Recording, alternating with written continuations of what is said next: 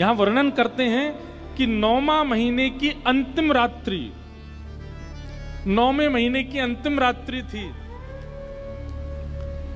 और श्री कीर्ति मैया और वृषभानु जी दोनों सोए हैं।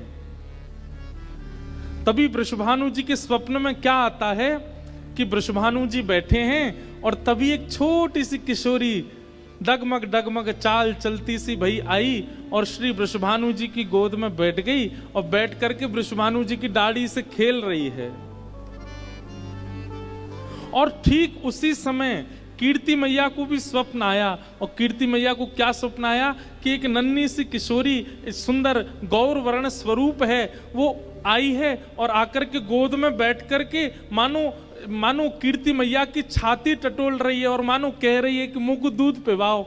और तुरंत कीर्ति मैया अपना पयोधर जैसे ही मुख में देती हैं, नेत्रों से अश्रुपात होने लग जाता है। ऐसा कोमल अंग, ऐसा सुंदर स्वरूप, नेक्सी सी लाली गोद में बैठ करके दुग्ध पान कर रही है। और अचानक ही दोनों की निद्रा खुली और जैसे ही दोनों की निद्रा खुली, वृषभानु जी कीर्ति मैया से पूछा कहा भयो।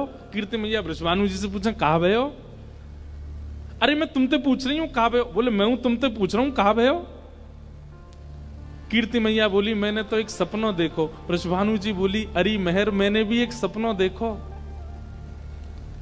तुम पहले बताओ तुमने कहा सपने में देखो।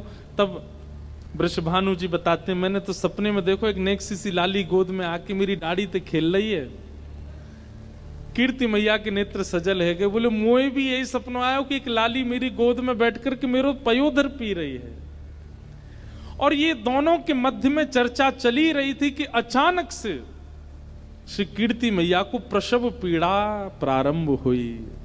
और जैसे ही प्रसव पीड़ा प्रारंभ हुई, वृषभानु जी दौड़े दौड़े गए, चिंता में भर गए हैं, पसीने से आ रहे हैं और दौड़े दौड़े सखियों के पास गए, दाई अम्मा के पास गए। बोले जल्दी चलो, अरे पीड़ा हो रही है कीर्ति मैया को। सब दौड़ करके गए, भीतर जाकर के देखो, भीतर से किवाड़ बंद कर ली है। सब सखियां चारों ओर खड़ी हैं, किसी प्रयास से नहीं, बिना प्रयास के ही, बिना किसी के सहयोग के ही। जैसे ब्रह्म बेला का समय होने लगा, सूर्य उदय की स्थिति होने लगी, अष्टमी तिथि प्रारंभ हो गई है। और जैसे सूर्य उदय की बेला प्रारंभ हुई, उसी समय अपने आप सहनाइयों की आवाज आने लगी, अपने आप सारंगियां बजने लगी, अपने आप ढोल डुमडुमियां बजने लगे। वृषभानु जी बोले मैं कक्ष के बाहर खड़ा हूं, कीर्ति मैया भीतर हैं, सब सखियां घेर के खड़ी हैं, अभी तक कोई समाचार आया नहीं और ये डुमडुमियां बज रही हैं, ये सहनाइयां बज रही हैं, ये सारंगियां बज रही हैं, मंगल गीत कौन बजा रहा है। और तभी वृषभानु जी ने जैसी खिड़की खोल करके देखा तो आकाश से मेघ वर्षा हो रही है और उस मेघ वर्षा की ध्वनि में ही मंगल गीतों के स्वर प्रकट हो रहे हैं। मानो अभी तक किसी को पता नहीं चला लाली भई है, लेकिन आकाश में देवता देवीगण सब खड़े होकर के पुष्प वर्षण कर रहे हैं और मंगल गीतों का वाद्य बजा रहे हैं। आहा, वृषभानु जी तो आश्चर्य में पड़ गए। बोले ये कैसी वर्षा, वर्षा की ध्वनि तो अभी हमने सुनी, कैसी टप टप वर्षा होती है, लेकिन वर्षा की ध्वनि में स्वर लहरियां प्रकट हो रही हैं, ऐसी वर्षा पहली बार देखी है। और जैसे ही इस वर्षा की ध्वनि हुई,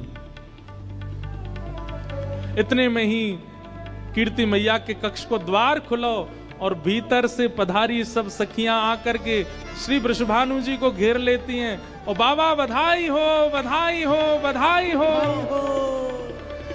वृषभानु जी के हाथ पैर कांप रहे हैं, क्योंकि सुननो चाहे कि लाली भई है, कहीं ये नहीं कि लाला भयो। बधाई तो पता मो भई है, लेकिन लाली भई है ये समाचार मिले। वृषभानु जी कह रहे मैं तुम्हारे हाथ जोड़ूं, पाम पूजू, पहले ये बताओ कौन भयो। आहा, प्रगटी श्री राधा रूप अगाधा, सब सुख साधा नावे, मुनि प्रेम अगाधा मेटन वाधा, लख नहीं सोट ल जावे।